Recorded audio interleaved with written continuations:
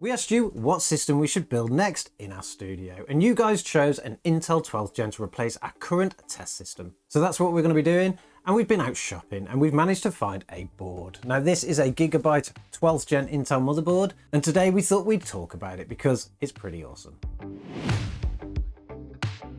So we found that we needed to upgrade our current test system, and the reason for that is because we needed some more compatibility. Due to graphics cards like the AMD Radeon RX 6500 XT performing completely different in PCI Gen 3 and 4, we needed something that could at least provide us with a Gen 4. Now options are limited for us at the moment, so we were trying to decide whether we should go for a Ryzen 5000 system or something like an Intel 12th Gen system, and we couldn't decide, so we actually put it to you guys, and you chose an Intel 12th Gen. Now usually what we would do is we would go out and look for motherboards that are in either the Z range or the X range if it's AMD, but looking this time we decided that it was just far too expensive to go for, so we decided to lower our expectations a little and try something around the B range. The B tier of motherboards are actually not that bad nowadays. A lot of the more modern generations, they're providing some really cool features, and this is one that we found for around £140. I was quite surprised at the price of it compared to what the motherboard looks like and all the features it gets. It's actually pretty good. Now this motherboard is from Gigabyte, and I haven't bought a Gigabyte board in a while because I actually had a few failures with some of their really low end A320 boards, and it kind of put me off the brand for a while, but I decided to give them another chance because this is looking pretty awesome. This board is a Gigabyte B660 Gaming X, and it is a DDR4 version, which actually saved us a little bit on buying memory because we've got a lot of DDR4 in.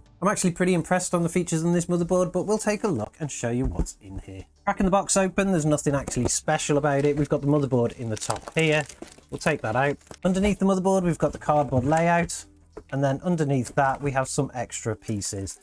We have a manual of some sort. It's just a pretty paper thing. You don't get anything fancy in that context. Underneath that, we actually have a bit of a diagram of the motherboard, which is pretty cool. It's got all the features on it and all where you need to plug things in.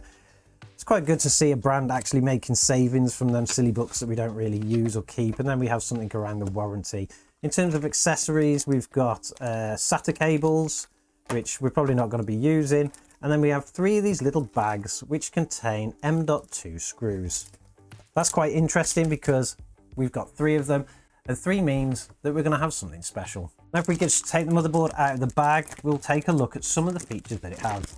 Now straight away you can actually tell this motherboard's pretty cool looking. We have a lot of features all over it. It is an ATX format board, and it did cost us around £140.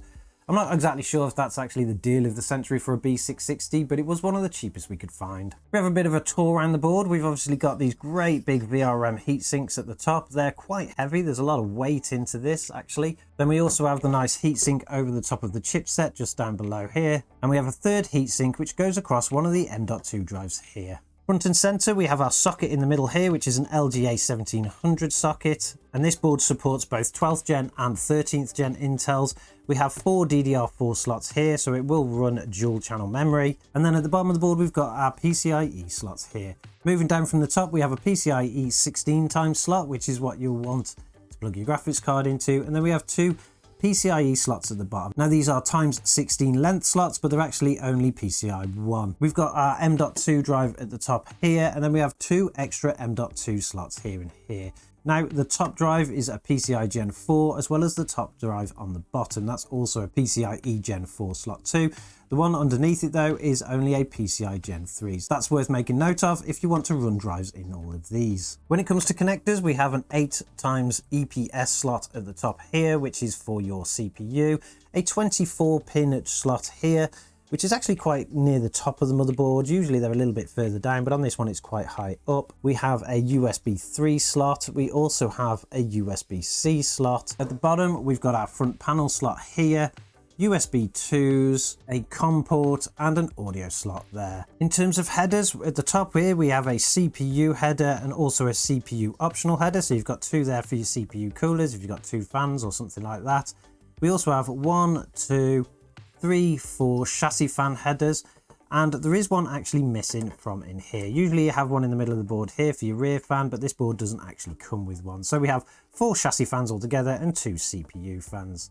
In terms of RGB headers, we have a 3-pin 5V at the top here, as well as a 4-pin RGB 12V there. And we also have the same at the bottom down here, a 5V 3-pin, so that's for your addressable, and a 12V 4-pin, which is for your standard RGB.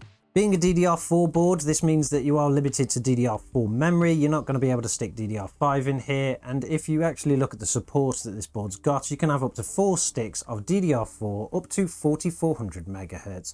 You can also have a maximum of 120 gig in here, which is plenty for pretty much everyone. Along with the 3 M.2 drives, it also gives you the ability to plug in SATA drives, which most boards do, and the SATA ports are actually on the back here. Now, the SATA ports here, you've got 4 altogether, so you can have a maximum of up to 4 drives, as well as your 3 M.2s. So there's going to be plenty of space on this board to put your storage. When it comes to the back plate, we have a good wide selection of ports. We have 4 USB 2s on the one side, a HDMI and a DP in case your CPU does have a graphics built in. We have 2 USB 3s, and then we also have a USB 3.2 and a second USB 3.2, which is used for your BIOS updates. It has a 2.5 gig LAN connection and a great selection of audio connections here from mic, line out, line in, your C sub, rear and side. I actually like the back panel on this. There's obviously no Wi-Fi involved here, but it does have the integrated backplate, which is great because it means you're not going to forget it when installing it.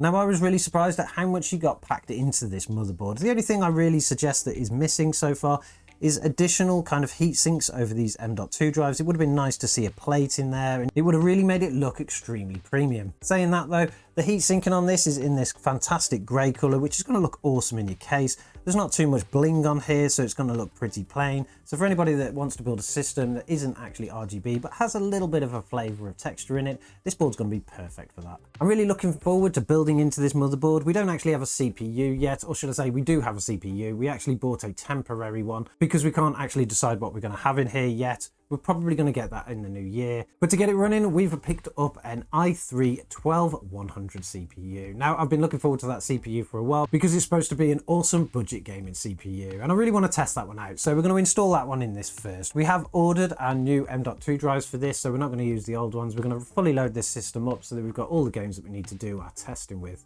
I'm really hoping that Gigabyte pull through on this motherboard and I don't have failures like I did on some of their cheaper ones. It would really ruin the brand for me. So let's hope that doesn't happen. But that's enough about what I think about this board. Let me know in the comments what you think about it. Is this something that you would actually decide, or do you actually have one? And if you do, let me know in the comments if you've had any problems. Don't forget that we're going to be doing a build into this soon, so make sure you subscribe to the channel if you want to see that. But until then, we'll catch you in the next one.